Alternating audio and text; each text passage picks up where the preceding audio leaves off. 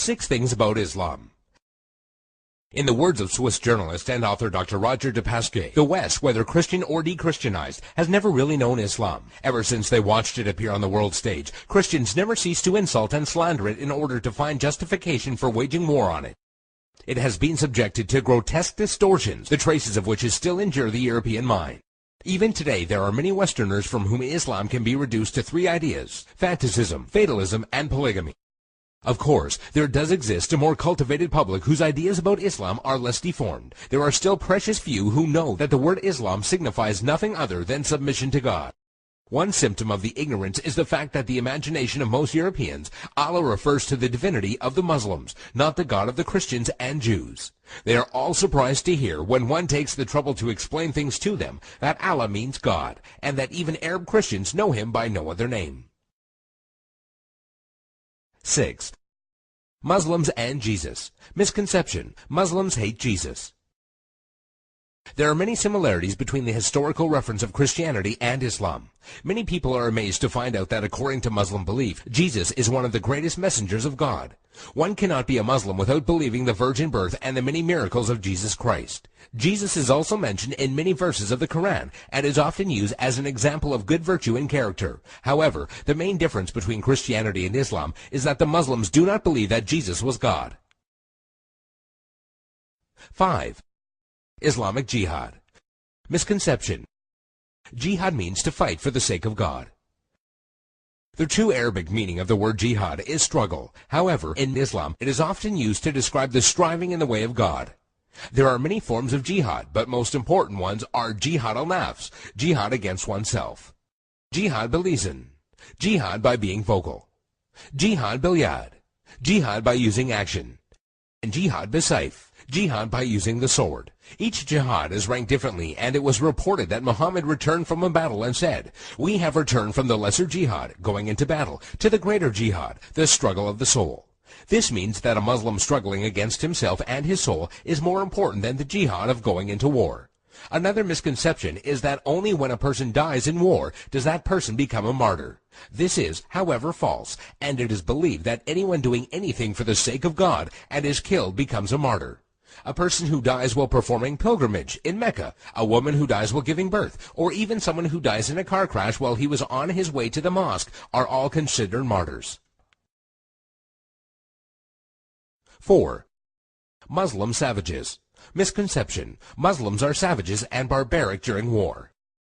Quite the contrary. When it comes to the conduct of war, there are 8 rules that every Muslim army must obey. 1. Do not commit treachery.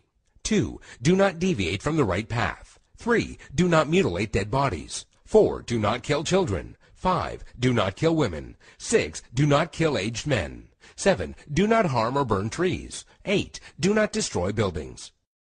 During the Crusades, when Saladin defeated the Franks, he honored the defeated Frankish army and supplied them with food. And during the Third Crusade, when Saladin's enemy King Richard fell sick, Saladin sent him a gift of fruits and horses. 3. Women's rights. Misconception: Women have no rights.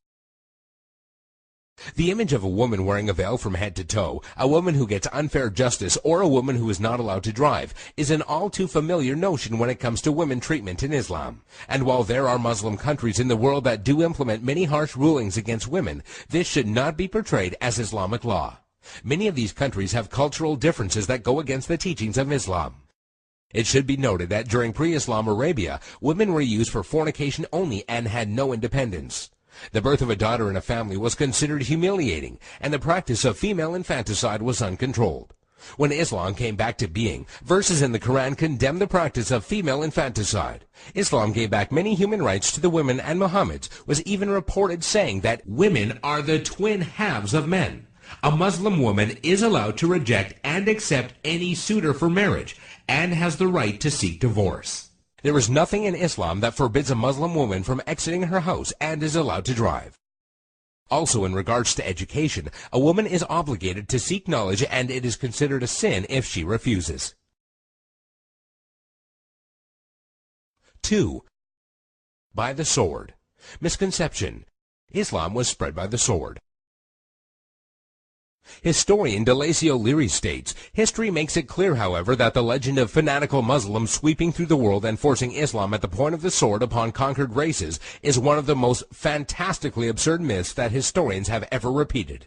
There is no record in history that shows people forced by sword point to convert to Islam. When Islam spread through countries, they would set up private churches and synagogues for the non-Muslims they were governing, and because of the good treatment they had received, they themselves would convert. If one considers the small number of Muslims who initially spread Islam to the west, all the way from Spain and Morocco into the east from India and China, one would realize that such a small group of people could not force others to be members of a religion against their will. It is also interesting to note that when the Mongols invaded and conquered large portions of the Islamic Empire, instead of destroying the religion, they adopted it.